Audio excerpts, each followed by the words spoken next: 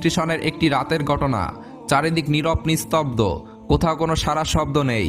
এদিকে সুলতান নুরউদ্দিন জাহাঙ্গীর তাহাজ্জুদ নামাজ আদায় করার পর ঘুমিয়ে পড়েছেন। এমতো অবস্থায় হঠাৎ তিনি স্বপ্নে দেখলেন স্বয়ং রাসূলুল্লাহ সাল্লাল্লাহু আলাইহি ওয়াসাল্লাম তার কামরায় এসে উপস্থিত হয়েছেন। তিনি কোনো ভূমিকা ছাড়াই দুইজন নীল চক্ষু বিশিষ্ট লোকের দিকে ইঙ্গিত করে বললেন, হে নুরউদ্দিন মাহমুদ, এরা দুজন আমাকে খুবই বিরক্ত করছে। এই দুজন থেকে তুমি আমাকে মুক্ত করো। এই ভয়াবহ স্বপ্ন দেখে নুরউদ্দিন জাহাঙ্গীর রহিমাউল্লাহ অত্যন্ত ভীত সন্তুষ্ট হয়ে পড়লেন এবং ভীত সন্তুষ্ট হয়ে ঘুম থেকে জাগ্রত হলেন এবং বিমূঢ় হয়ে গোটা কক্ষে পায়চারি করতে লাগলেন। সাথে সাথে তার মাথায় বিভিন্ন প্রকার চিন্তা ঘুরপাক খেতে লাগলো।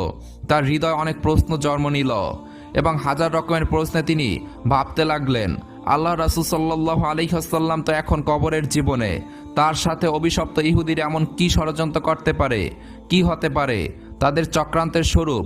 তারা কি রাসূল আকরাম সাল্লাল্লাহু আলাইহি ওয়াসাল্লামের কোনো ক্ষতি করতে চায়? তারা কি চায় পরজীবনেও নবীজির সাথে ষড়যন্ত্রে লিপ্ত হতে? তাছাড়া আমাকে দুইজন ইহুদির চেহারা দেখানো হলো কেন? শয়তান তো আল্লাহর নবীর রূপ নিয়ে আসতে পারে না। তাহলে কি আমি সত্যি সত্যি স্বপ্ন দেখেছি? এসব ভাবতে ভাবতে সুলতান নুরউদ্দিন রহমাতুল্লাহ আলাইহি অস্থির হয়ে পড়লেন। তিনি অজু গোসল সেরে আবার 2 রাকাত নামাজ আদায় করলেন। তারপর মহান আল্লাহ রাব্বুল আলামিনের দরবারে ক্রন্দনরত অবস্থায় অনেকক্ষণ মোনাজাত করলেন, কারণ সুলতানের কাছে তখন এমন কেউ ছিল না যার সাথে তিনি পরামর্শ করবেন। আবার এই স্বপ্ন এমন নয় যে যে যার সাথে ব্যক্ত করতে পারবেন। অবশেষে আবারও তিনি বিছানায় শয়ন করলেন। দীর্ঘ সময় পর যখনই তার একটু ঘুমের ভাব এলো, সঙ্গে সঙ্গে এবারও তিনি প্রথমবারের ন্যায় নবী করিম সাল্লাল্লাহু আলাইহি ওয়াসাল্লামকে স্বপ্ন দেখলেন। নবীজি তাকে পূর্বের ন্যায় বলছেন, হে নুরউদ্দিন মাহমুদ, এই দুজন থেকে আমাকে মুক্ত করো, এরা আমাকে খুবই বিরক্ত করছে। এবার নুরউদ্দিন জাহাঙ্গীর রহমাতুল্লাহ আলাইহি আল্লাহ বলতে বলতে বিছানা থেকে উঠে বসলেন।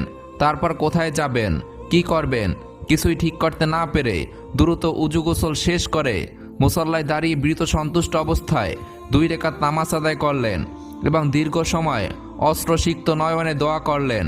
এভাবে অনেক সময় গেলেও রাতের অনেক অংশ তখনও বাকি ছিল। সমগ্র পৃথিবী যেন কি এক বিপদের সম্মুখীন হয়ে নিঝুম হয়ে আছে। কি এক মহা বিপর্যয় যেন পৃথিবীর বুকে সংঘটিত হতে যাচ্ছে। কঠিন বিপদের ঘনঘটা যেন চতুর্দিকে ছড়িয়ে পড়ছে। সুলতান মুখ তুলে আকাশ পানে তাকালেন।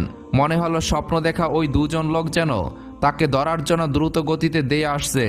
তিনি সেই চেহারা দুটোকে হৃদয় মণিকোঠা থেকে সরানোর চেষ্টা করলেন, কিন্তু কিছুতেই তা সম্ভব হলো না।